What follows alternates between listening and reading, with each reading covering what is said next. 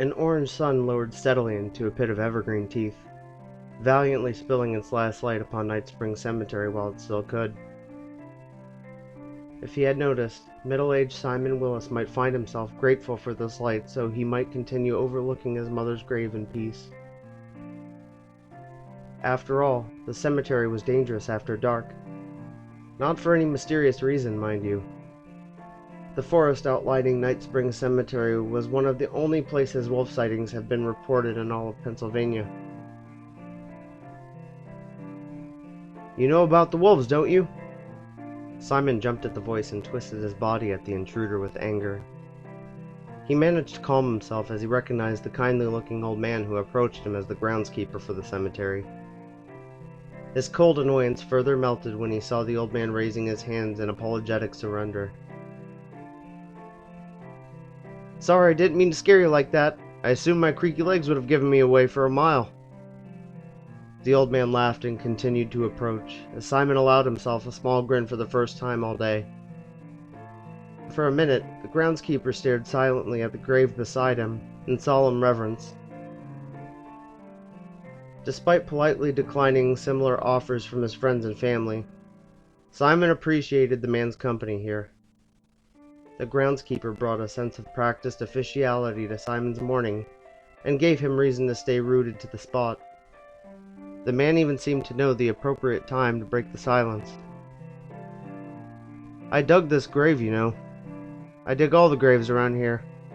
It keeps my body younger than I really am," he said, eyes winking with pride.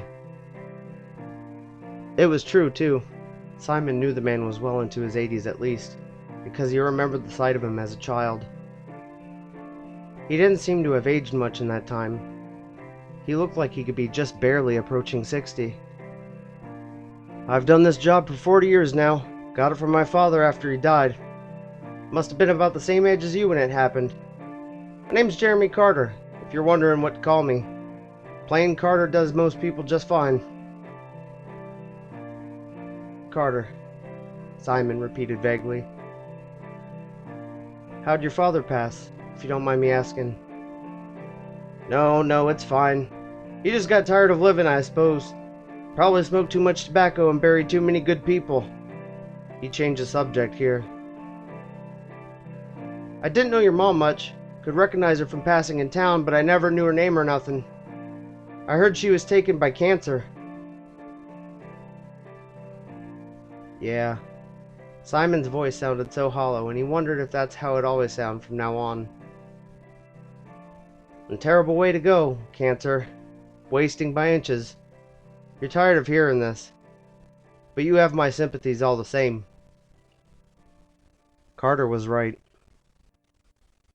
The "thanks" that tumbled out of Simon's mouth was smoothed from overuse. The word felt like an overworked muscle, raw and lifeless, and Simon wanted nothing more than to hide away from all the apologetic well-wishing that demanded his response and give the word time to rest until its meaning could be salvaged once more. Simon wanted to talk about his mom to the man. He managed to push out a forced "she" before he realized he had no words to follow it, and found his throat dry. Somehow, the old man seemed to understand this and brought the subject closer to his mother. "I know your mother always lived here, so am I right in assuming that you grew up in Night Springs too?" The question offered direction, and Simon greatly seized upon it. "Yeah, I never knew my dad, so I grew up here alone with my mom." He corrected himself. "Well, not alone, you know. There's the whole town, of course, and I used to know just about everybody here. My mom never had another kid or remarried, though, so it was always just us two in the house." Simon paused a moment, reflecting, then realized he needed to speak more to properly convey his mother. "It was great, though. My mom was a great woman. The house was small compared to others, but just fine for the two of us, and my mom worked her ass off to make sure we always had it. Mr. Anderson at the bank, I don't know if he still works there anymore. He wasn't at the funeral today. Mr. Anderson was always good enough to give my mom an extension on the loan if she needed it. He helped out a lot when I was going through college. My mom had 2 jobs back then, so I wouldn't have to do any work myself and could focus on my education. Got a business degree and went to law school and later became a lawyer working out of Chicago. I stopped seeing her and the town so much since then. I tried to come back for the holidays, but something started coming up and I missed more than I ever should have allowed. I was crushed when I found out my mom had cancer. I tried to get her to move in with me, get her better medical care, but she was dead set on staying in Night Springs. She always loved this town. I couldn't wait to get to college, but she was always happy living here.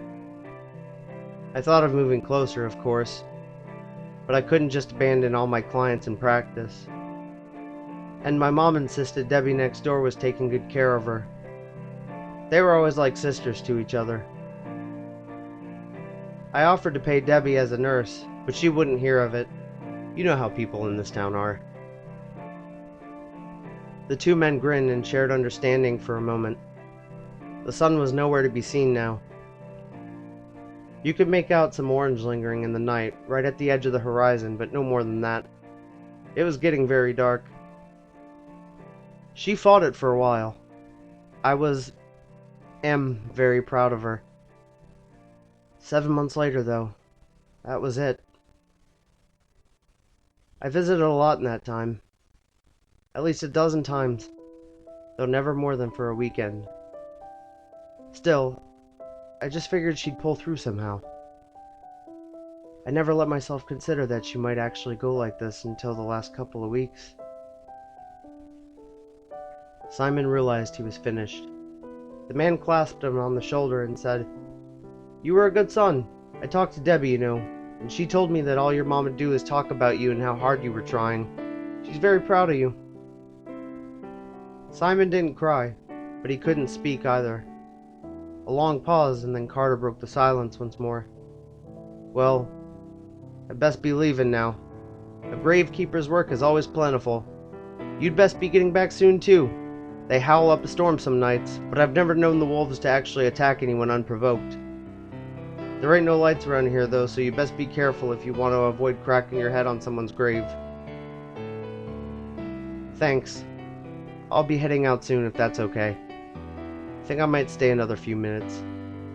Carter patted the man on the shoulder one last time and said, "Of course, son."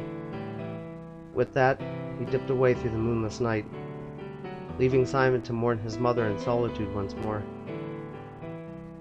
Simon was good to his word. He waited a few minutes. He thought some final words to his mother, hoping she would hear them, wherever she was. He tried to remember every good time they ever had together, and did his best to press out every intruding image of his sickly mother wasting away on her deathbed. He was just about to leave when he heard the scream.